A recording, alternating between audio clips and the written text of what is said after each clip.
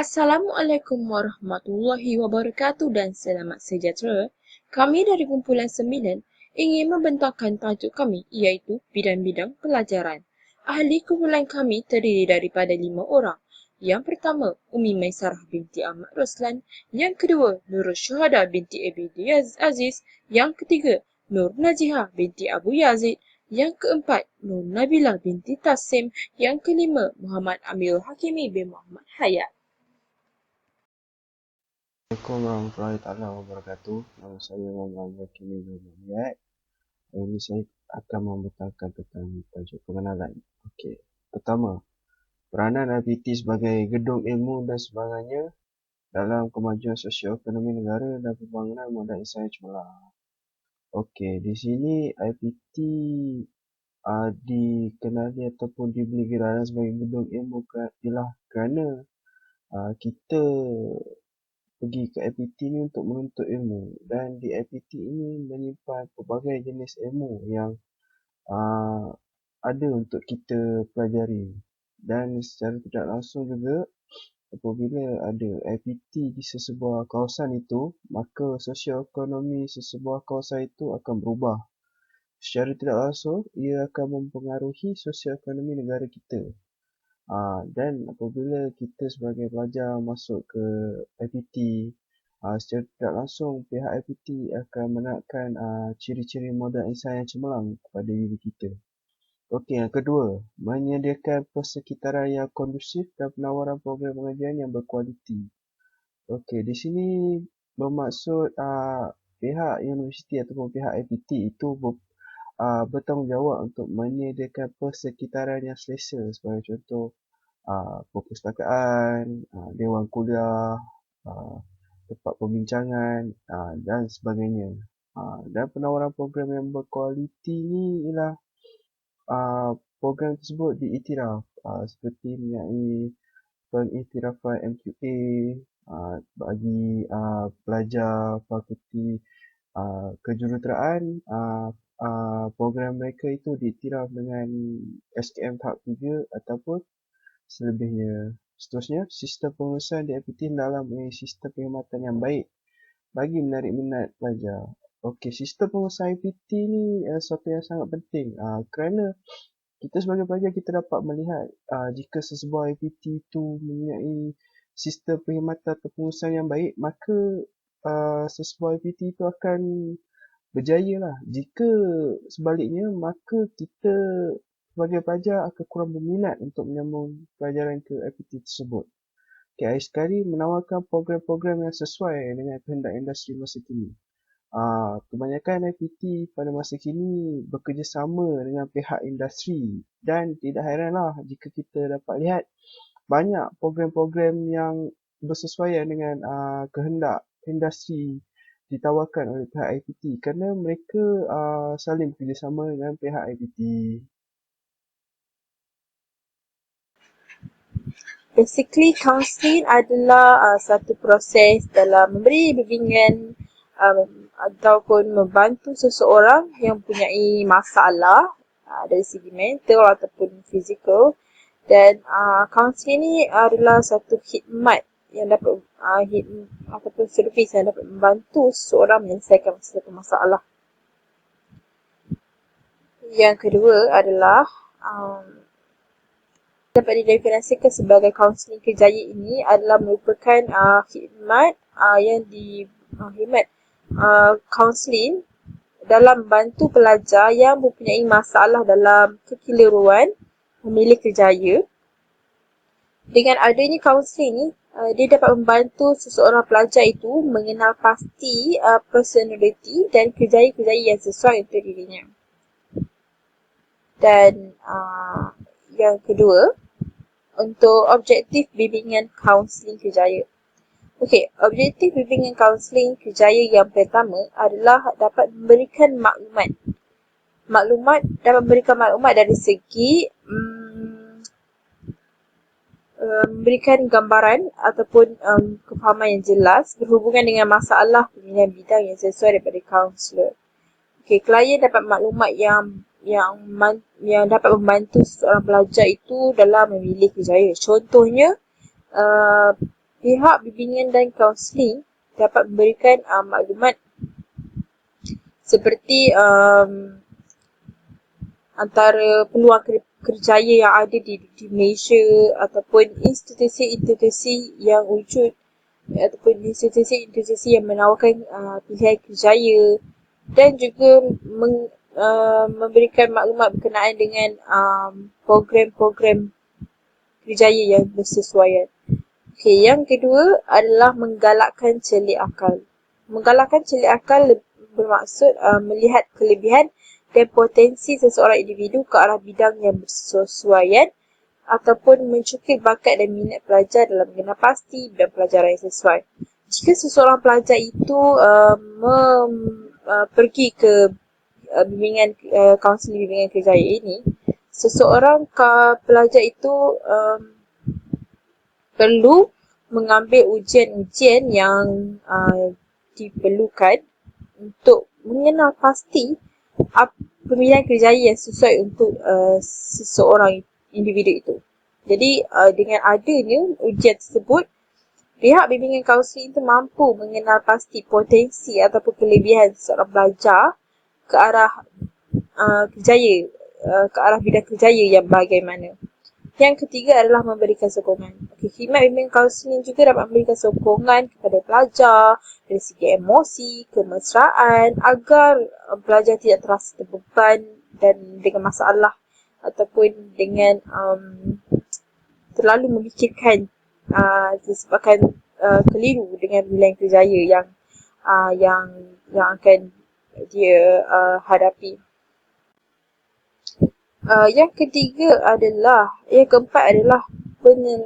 Yang keempat adalah penyelesaian konflik. Okey, penyelesaian konflik adalah uh, dapat membantu mereka menerima perbezaan dan penyelesaian yang baik. Jadi yang terakhir sekali adalah objektif bimbingan kerjaya adalah semestinya membantu pelajar, klien membuat sesuatu keputusan yang baik. Jadi dengan adanya pelbagai galakan dan sokongan dan juga maklumat-maklumat yang berguna, seseorang pelajar itu akhirnya dapat membuat keputusan mengenai pemilihan kerjaya yang dia cenderung ke arah pemilihan kerjaya yang bagaimana. Assalamualaikum warahmatullahi wabarakatuh. Nama saya Muhammad Rakimi Umayyad. Saya akan menerangkan proses bimbingan dan kerjaya. Okay, proses bimbingan dan kerjaya ini boleh dibahagikan kepada 4 peringkat. Peringkat yang pertama, membina hubungan dengan klien.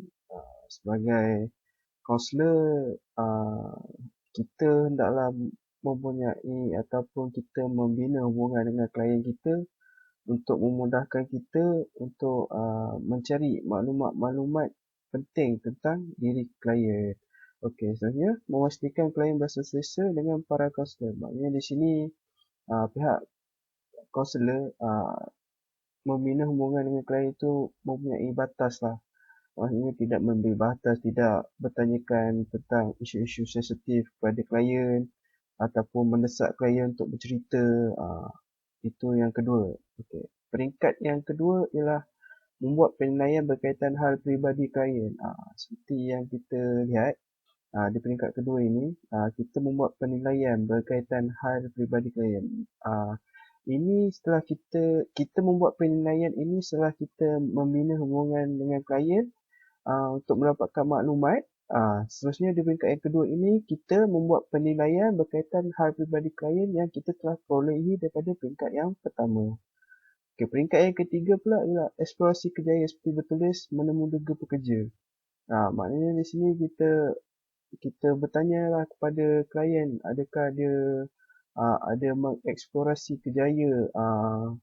Tak kisahlah jika eksplorasi tersebut bertulis ataupun menemu duga pekerja. Dan peringkat empat, akhir sekali, kita integrasikan maklumat. Kita dah dapat semua maklumat yang kita nak, kita buat kesimpulan ataupun kita memberi satu jawapan ataupun output yang kita dapat simpulkan daripada kita buat proses bimbingan dan berjaya mengikut peringkat-peringkat tertentu.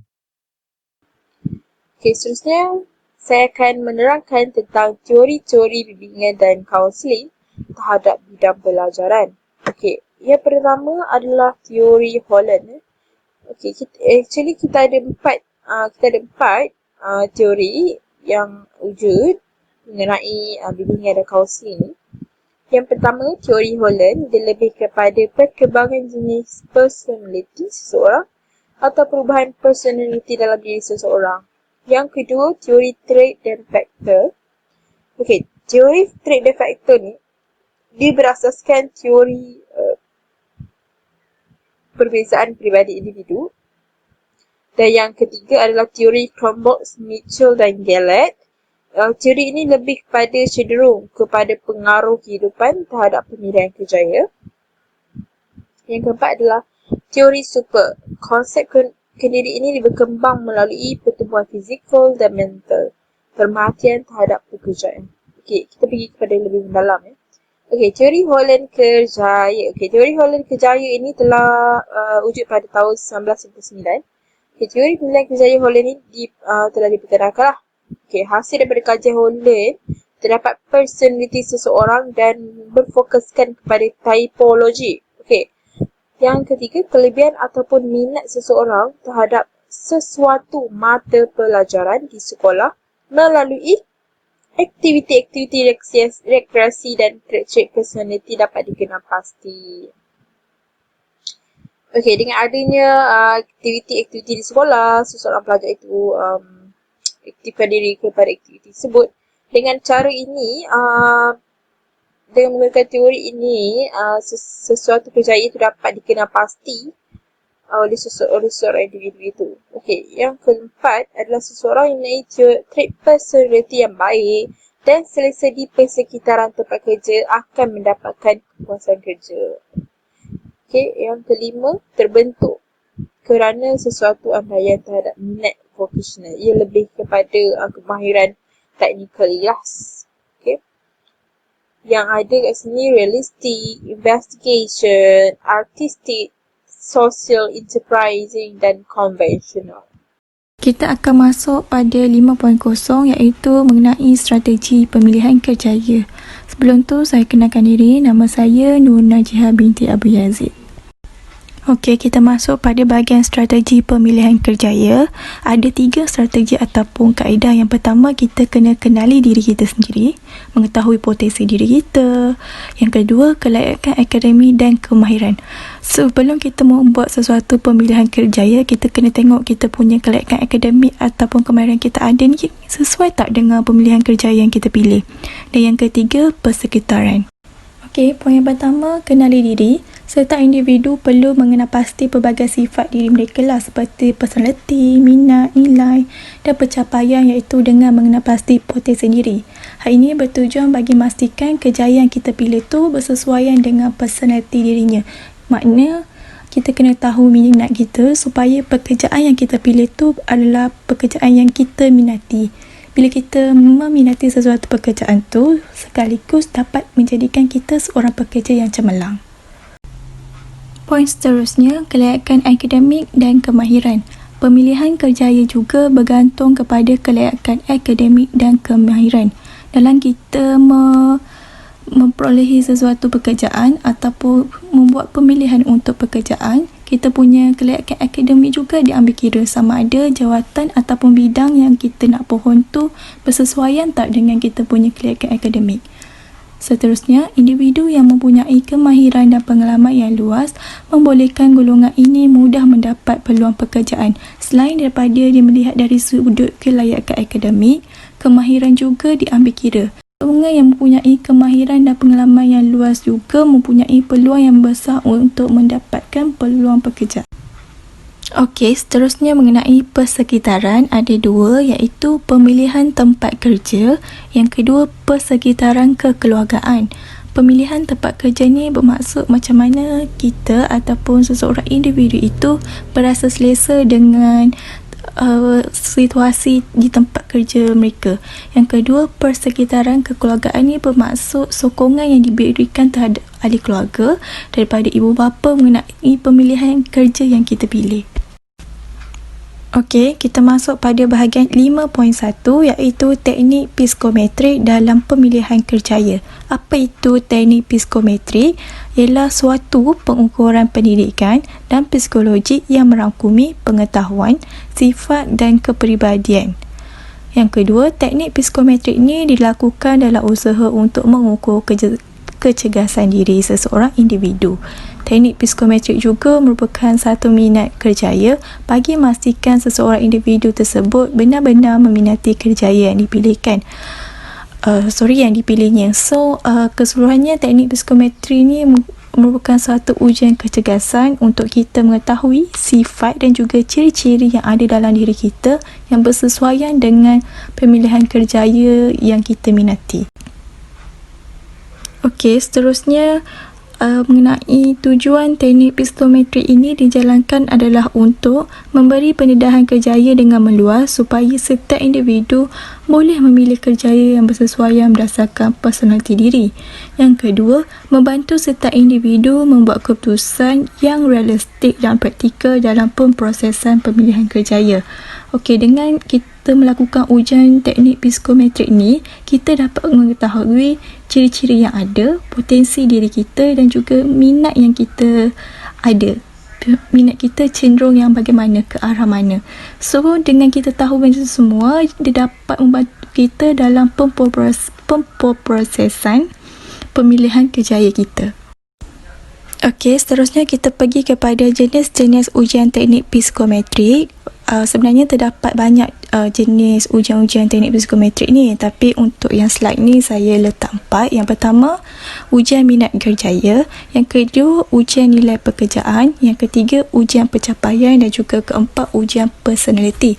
Untuk pengetahuan semua, bukan sahaja sebelum kita melakukan pemilihan kerjaya kita lakukan ujian ini, malahan semasa kita bekerja ataupun kita tengah bekerja pun kita boleh lakukan ujian-ujian teknik psikometri ni lah. Seperti contoh untuk menguji nilai pekerjaan kita, untuk menguji kita punya prestasi pekerjaan.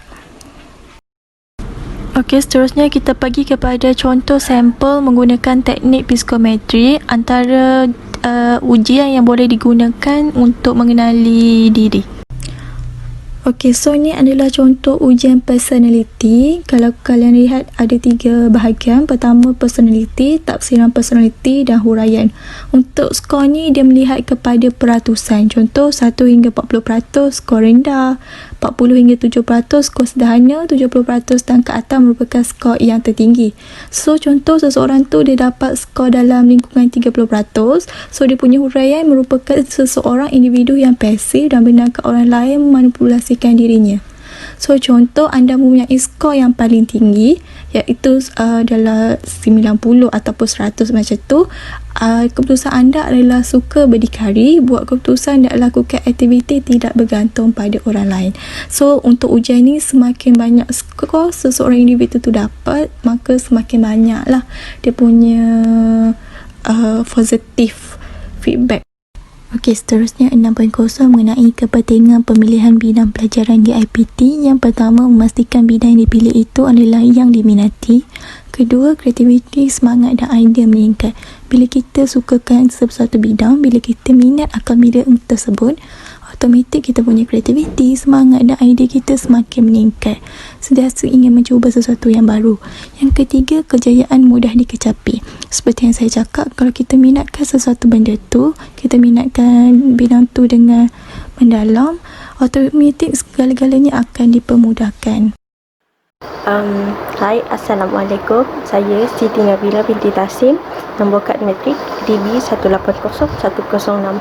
Okey, jadi untuk slide yang seterusnya saya akan menerangkan tentang faktor-faktor yang mempengaruhi pemilihan bidang pelajaran. Okey, seperti yang kita tahu, bidang pelajaran merupakan satu elemen yang sangat penting dalam menentukan hala tuju bagi seseorang individu. Jadi, proses pemilihan bidang ini bermula daripada persepsi seseorang individu itu mengenai dunia pekerjaan. Jadi, maksudnya apabila seorang individu itu menetapkan matlamat ni dan mempunyai cita-cita untuk kerja apa yang mereka nak pada masa akan datang. Jadi itu akan menjadi aspirasi penggerak utama penggerak utama untuk mereka menggapai cita-cita tersebut.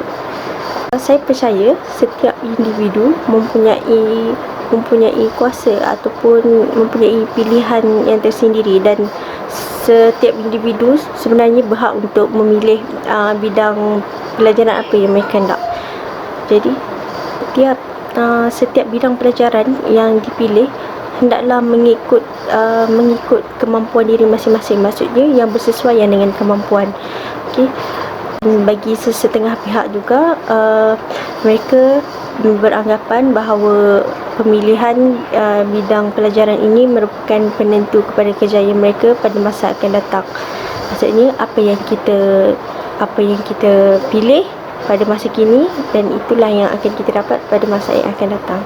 Okey, jadi di sini saya telah senaraikan 3 faktor yang saya rasa adalah faktor yang utama dan faktor yang penting yang boleh mempengaruhi seorang pelajar itu dalam pemilihan bidang kejayaan ini. Antaranya ialah minat pelajar itu sendiri, pengaruh daripada rakan sebaya, dan juga desakan daripada keluarga, faktor keluarga. Faktor yang pertama ialah faktor keluarga. Okey, faktor keluarga ni saya boleh katakan antara orang yang berpengaruh, adalah orang yang pengaruh utama dalam pemilihan bidang pelajaran bagi seorang individu. Okey, hal ini kerana keluarga merupakan golongan yang paling terdekat dengan seorang individu, dan mereka mampu memberi pengaruh dan impak yang besar dalam kehidupan seorang individu tersebut. Okey, apa yang dikatakan sebagai faktor latar belakang ini, faktor latar belakang keluarga ini, dia merangkumi tahap pendapatan keluarga dan taraf pendidikan ibu bapa itu sendiri. Okey, manakala sokongan yang diberikan seperti sokongan moral dari segi moral dan juga fizikal adalah di bawah aspek faktor komitmen ibu bapa terhadap anak-anaknya. Jadi ibu bapa yang kerap memberi nasihat, yang kerap berbincang mengenai pelajaran, golongan ini ibu bapanya mampu mendorong anak-anak ke arah pemilihan bidang pelajaran yang bersesuaian dengan kemampuan anak mereka. Apa yang boleh dikatakan faktor komitmen ni, tadi faktor komitmen ada 2, iaitu sokongan moral dan juga fizikal. Okey, sokongan moral ni contohnya seperti memberi dorongan, memberi nasihat, apa yang dia lebih kepada dorongan kepada individu tersebut. Manakala sokongan dari segi fizikal pula ialah contohnya yang boleh kita lihat, maksudnya sokongan kewangan, keperluan untuk keperluan individu itu sendiri. Okey, seterusnya ialah pengaruh rakan sebaya. Okey, rakan sebaya ini dia sering diklasifikasikan sebagai golongan ataupun kelompok kedua yang biasanya golongan yang paling rapat ataupun berkait rapat dengan kehidupan seseorang individu. Okey, rakan sebaya ini merupakan golongan yang punya status sosial dan lingkungan umur yang sama. Jadi apabila seseorang individu ini dia melangkah masuk ke alam universiti misalnya, maka akan berlaku satu perubahan, iaitu perubahan budaya pada diri mereka. Okey, dan perubahan yang berlaku ini boleh mempengaruhi minat dalam diri mereka, juga merupakan faktor yang boleh mempengaruhi minat seseorang individu dalam pemilihan bidang pelajaran. Sekitaran bersama rakan-rakan ketika mempelajari sesuatu bidang ilmu boleh menjadi pendorong kepada keseronokan untuk mempelajari sesuatu bidang.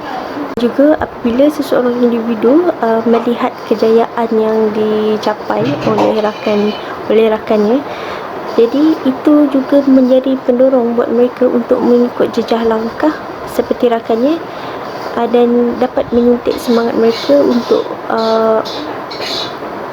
menyuntik semangat mereka dan berharap mereka juga boleh jadi seperti rakan mereka yang berjaya. Okay. So, sesetengah individu juga lebih cenderung untuk menjadikan rakan mereka sebagai role model. Contohnya tadi, bila kita tengok rakan kita berjaya, jadi kita akan jadikan mereka sebagai role model, jadi penyuntik semangat untuk kita turut serta jadi seperti mereka, berjaya seperti mereka. Pengaruh rakan sebaya ini boleh juga terjadi apabila seorang individu mula terikut-ikut dengan kehendak dan pilihan rakan mereka. Okey, biasanya perhubungan sosial yang rapat antara seorang individu ini dengan rakan mereka menjadi penyebab kenapa mereka ikutan kepada pilihan rakan mereka. Jadi mereka cenderung memilih bidang yang sama seperti rakan baik mereka. Yang terakhir adalah faktor minat. Okey, setiap individu, setiap individu mempunyai minat yang berbeza dan berlainan dengan individu yang lain. Jadi dalam pengaruh yang mendorong ke arah pemilihan bidang kerjaya ini, faktor minat ini merupakan antara faktor yang paling, kita katakan paling dominan. Kenapa saya kata merupakan faktor yang dominan? Kerana minat ini, apabila seorang individu timbulnya minat seorang individu, jadi dia akan lebih bermotivasi dan bersemangat untuk belajar dengan adanya minat yang mereka ada. Okay. Jadi terdapat beberapa aspek yang dapat mempengaruhi individu dalam membuat pemilihan kerjaya, iaitu personaliti, minat dan juga kemahiran diri. Seseorang individu kebiasaannya mereka lebih cenderung untuk memilih sesuatu bidang pelajaran yang berdasarkan perkara-perkara yang menepati ciri-ciri minat dan personaliti mereka.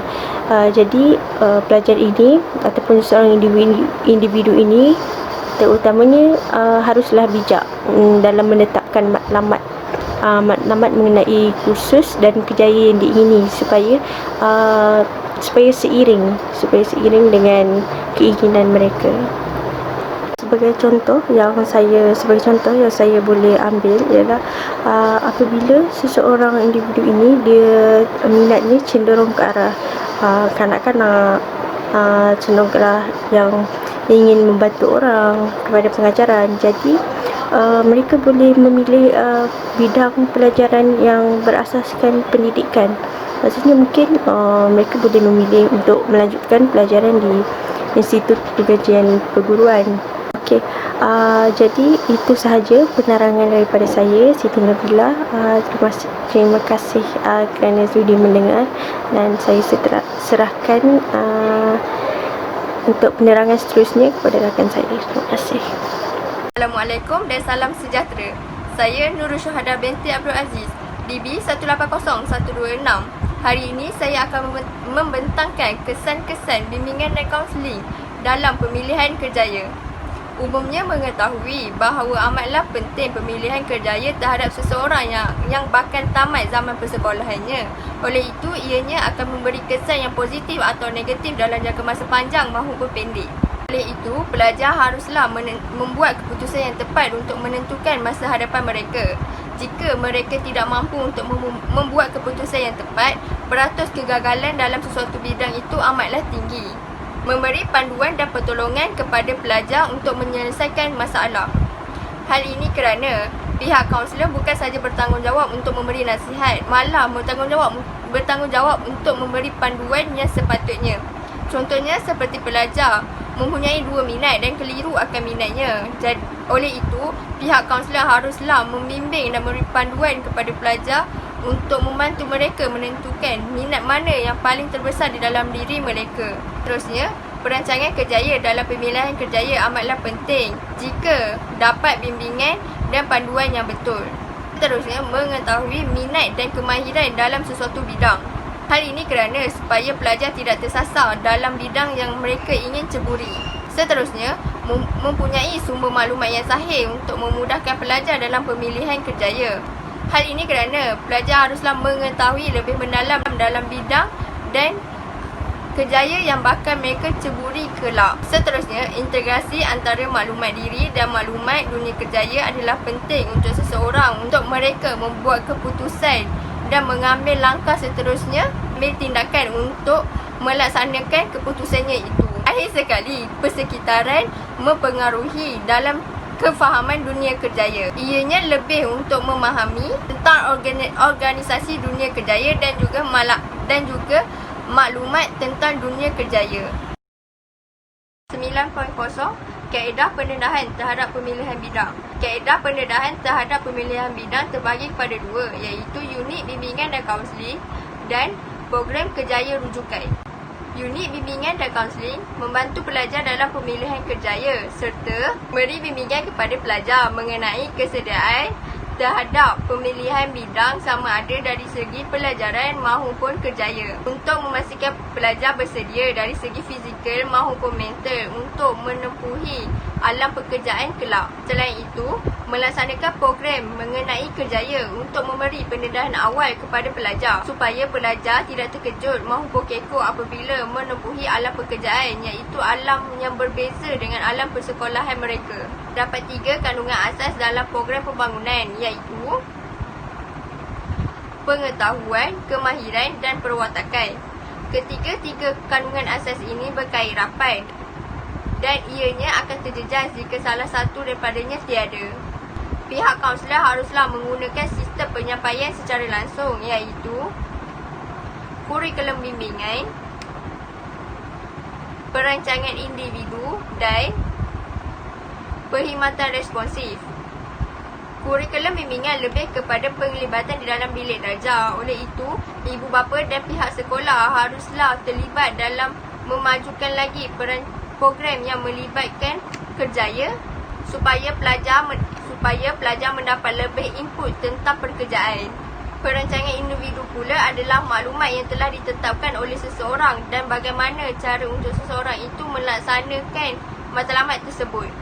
Perkhidmatan responsif pula terjadi apabila seseorang pelajar telah bersedia untuk menempuhi alam pekerjaan kelak. Yang kedua adalah program kerjaya rujukan.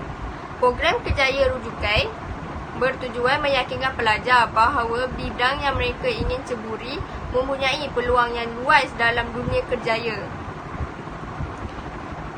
dan mendapatkan kerjaya yang baik, serta ianya haruslah memberi pendedahan awal dan pengetahuan tentang bidang yang ingin mereka ceburi. Terusnya, pihak program kerjaya rujukan haruslah menyediakan bengkel atau seminar untuk mengasah bakat dan meningkatkan lagi keyakinan seseorang. Ini kerana supaya mereka mengetahui bagaimana cara-cara untuk mengatasi masalah, berkomunikasi dengan rakan sekerja serta cara kepimpinan yang betul. Terdapat 2 jenis faktor yang mempengaruhi pelajar dalam pemilihan bidang. Faktor yang pertama adalah faktor kemahiran dan faktor yang kedua adalah faktor sifat. Faktor kemahiran mempunyai 5 pilihan kemahiran kerjaya, iaitu pengetahuan kendiri, maklumat kerjaya, pemilihan matlamat, perancangan dan penyelesaian masalah. Faktor sifat akan memaparkan ciri-ciri positif pembangunan, perancangan dan eksplorasi kerjaya. Kesimpulannya, walaupun seseorang itu mempunyai kecekapan, kemahiran atau pengetahuan yang tinggi, ianya tidak menjamin kejayaan seseorang jika tiada usaha dan bimbingan yang baik daripada pihak kaunselor. Maka dengan itu, pelajar haruslah mempunyai sifat yang positif dalam merancang kerjaya mereka pada masa hadapan kelak. Itu sahaja daripada saya. Terima kasih. Assalamualaikum warahmatullahi wabarakatuh. Nama saya Muhammad Muhammad Ayat. Saya akan membuat kesimpulan berdasarkan topik yang kami telah bentangkan. Okey, kesimpulannya ialah proses pemilihan bidang di IPT yang tepat dan sesuai berdasarkan pasaran semasa ataupun kehendak industri, minat yang mendalam terhadap sesuatu bidang, dorongan daripada ahli keluarga dan pihak sekolah, serta rakan sangat penting dan sangat membantu pembelajaran dan pengajaran dalam mencipta kejayaan. Maknanya di sini selain daripada memilih bidang yang tepat dan mengikut kehendak pasaran semasa ataupun kehendak industri, kita juga perlulah memilih bidang yang kita minati untuk kita belajar, dan juga bukan setakat minat yang mendalam dan juga mengikut kehendak industri, tetapi kita juga dalam proses pemilihan bidang ini kita juga didorong ataupun di dinasihatilah oleh pihak keluarga, pihak sekolah, pihak guru, kaunselor yang memberi bantuan, dan juga rakan-rakan. Itu sebenarnya sangat penting dalam membantu kita dalam mempelajari bidang yang kita minat, dan juga dalam kita mencipta kejayaan kita yang kita inginkan.